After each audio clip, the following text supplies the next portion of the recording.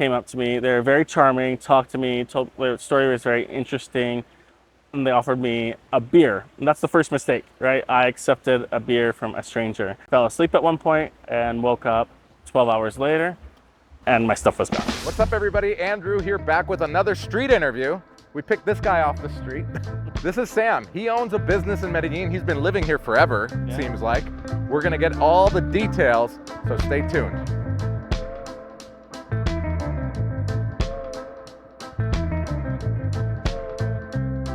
I'm originally from a small town called Lemoore, California. It's right in the Central Valley, of California by Fresno.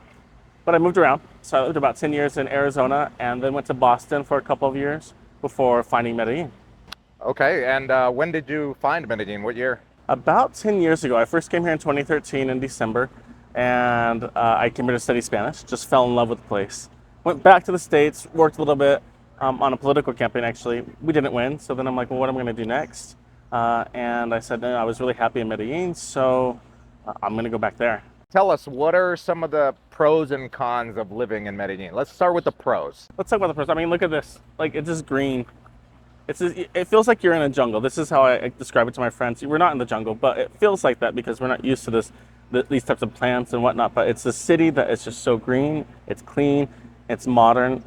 Something else that I think is a big pro is the fact that people are just so friendly here, so warm, so welcoming, so kind. There's a bunch of other pros, but those are two of my favorites. Yeah. What about the cons? I think in general, maybe a lot of people feel this way. Maybe I sound like a Karen, but I think customer service sucks here. It just really, really does. Part of that, I think people are just disempowered at the front line, from that front level of customer service. So, I mean, I'll give you an example. You go to a restaurant and maybe you order the wrong plate or they bring the wrong plate, then it's an issue to get a replacement, or they're going to charge you for the replacement plus the plate that you ordered. It's not something that us as Americans that we're used to. You know, there's a mistake, they take it, switch it.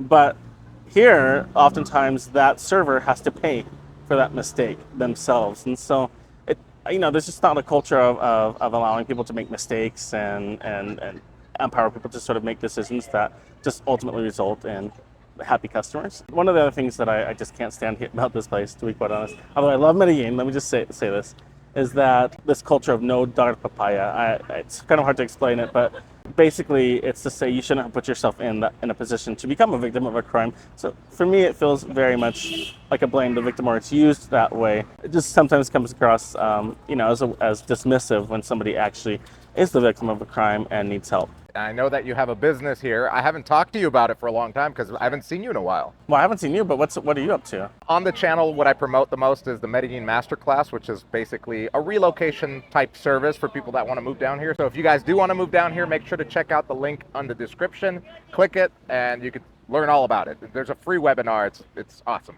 But let's get to talking about your business, but let's get to the next spot. Sure. Yeah, let's go.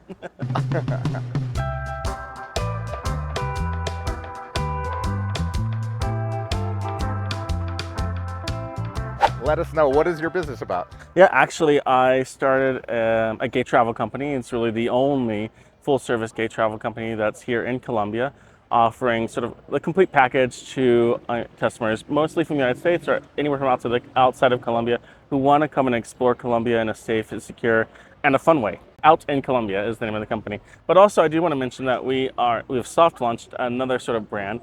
It's called Queer Scout. Queer Scout is for that traveler. There's a lot more gay travelers coming here who are looking for something to do, but they're coming here on their own. They're more independent, but they just want to book that one experience that's really, really cool. So we have a bunch of experiences on that website to offer them. Some people might want to know, how hard is it to open up a business here and run it? I mean, you've been doing it for 8 years plus. I never thought that I would actually be running a business. That wasn't really my intention when I came down here. So starting a business in general is challenging. Starting it in a place where you're still learning the language is even more challenging, and where you just don't know the system. I think learning the bureaucratic system, there was a learning curve, right? And so learning that, being patient, sort of trying to understand how things work here, from setting up bank accounts to just filing the paperwork, the definition of things, really, really important. So challenging, but that's why it's important to find sort of allies and resources who can help guide you. There's a certain lawyer that we worked with to set up the business, and they just took care of everything. And how is business now compared to 8 years ago when you started? Has it gotten bigger, more people traveling down here, or Has it been the same? Back in the day, I was really offering my initial tours, not earning any money, just sort of doing it. Hey, give me a chance. I'll offer you these experiences and learn from them, but I won't earn anything out of it, right? Okay. Now we have a really sort of, when I say robust in the sense that like we have B2B relationships, B2C relationships. That is, we're operating as a DMC, a destination management company, for more and more tour operators that are operating tours around the world. We're their Colombia contact and handling all the logistics for them here in Colombia. Not just for gay-oriented businesses, but for everybody. We operate with a white label arrangement in those situations. It's been fantastic. We're recently in Forbes magazine. We've been in Travel and Leisure magazine. So we're not just sort of appealing to the gay audience or reaching them within the gay niche of media, but we're now getting more mainstream exposure. Okay, cool. I've got a bunch of other questions, but let's get to our next spot. Let's go.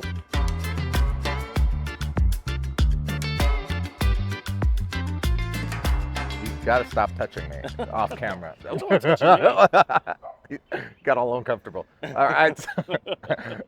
Tell us what the gay community is like in Medellin compared to other places that you've lived in or been to. I love it. Why? I really do. I mean, I think Medellin is a really great place. Let me mention too. Can I talk about Bogota? Bogota is the largest city in Colombia. It's the capital. It's got the largest gay nightclub, I think, is in the world. I'm not sure that there's anything nearly as big as it. Really? It feels like it's a whole city block. It's called Teatron. That's Bogota. But I like Medellin because I just feel like it's such a really cool, sort of small, tight-knit community that's very expressive and very diverse. I mean, I think that changed. Has changed over the years. When I first came here, people were a little bit more, I guess, closed, off, not as expressive, maybe not feeling as comfortable. But I think where that changed was in 2016 when a peace deal was signed here in Colombia, and everything just sort of changed. Now you had social issues being discussed. Before it was about safety, just safety and security, safety and security. You have a really sort of vibrant community, really fun nightlife experiences. And everybody here is so sexy. I mean, it's just true. I mean, like, the guys here are hot. And the ladies are too, for those that are interested. Yeah, you did mention that you like coming to Ciclovia because of all the shirtless guys. So. Yeah, it's one of my favorite things about Ciclovia. Yeah. So I've got some more questions. Let's get to the next spot. Let's go look at some shirtless guys. All right, let's do it.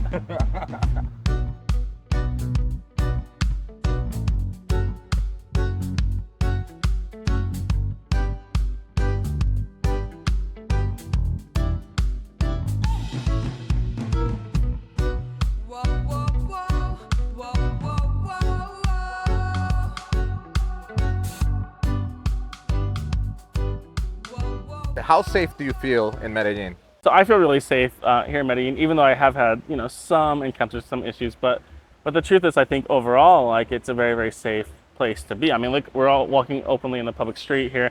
There's like hundreds of people here in the street. There's a farmer's market going on behind us.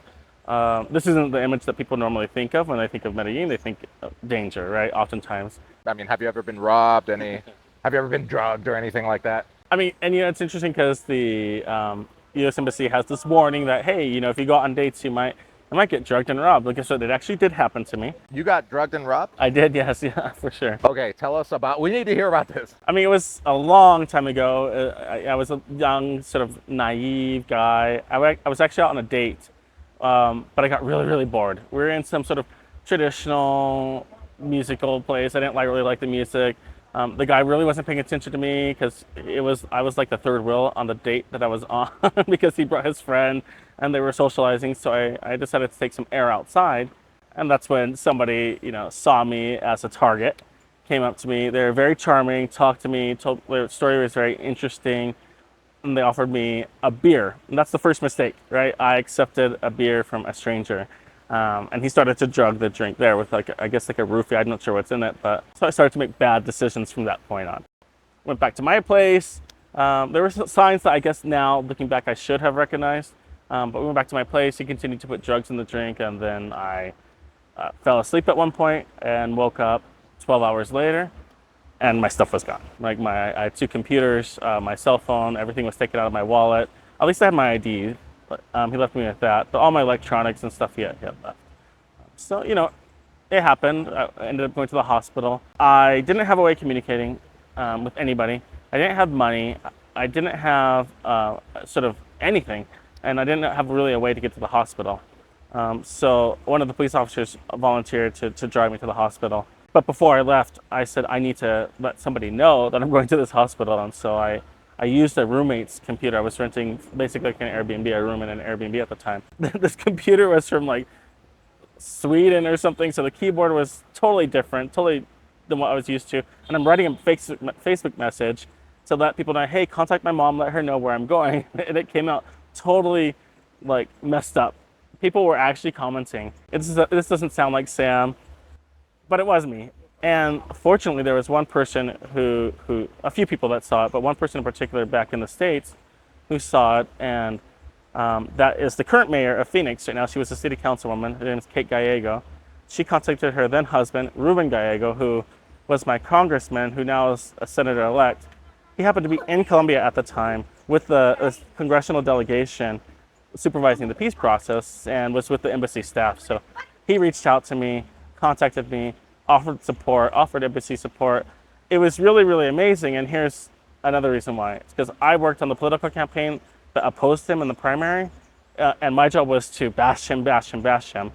And so I thought, wow, this is pretty amazing that despite that, like there's this human connection, despite our differences in politics, which we feel, I think, even stronger now than even 10 years ago, that we could break through that and show humanity to one another. But that's it. I mean, it could have happened back home. It could have happened anywhere. There's people that I know who have been killed back in the States, just for being gay. I don't blame the entire country or the city that I lived in, or where they lived in, for these bad things that happen. Bad things happen, and we just have to move on.